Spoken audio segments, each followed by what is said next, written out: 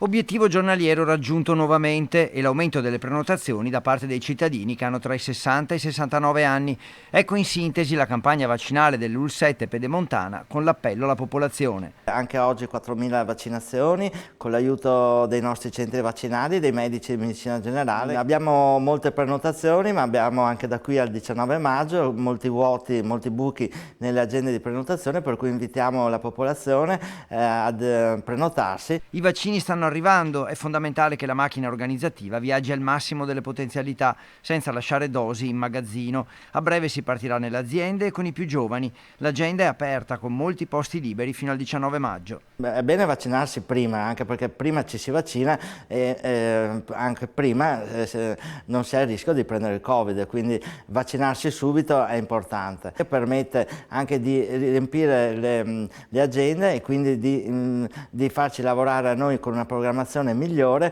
senza evitare che vengano non utilizzati e tenuti a magazzino vaccini che invece potrebbero essere distribuiti alla popolazione. Intanto il 13 maggio, giorno della visita del generale Figliuolo in Veneto, aprirà a Bassano il polo vaccinale dell'ex Eurobrico, che sostituirà il Pala Angarano e che porterà le linee da 8 a 15 e nei prossimi giorni apriranno anche i drive-in di Schio e Tiene.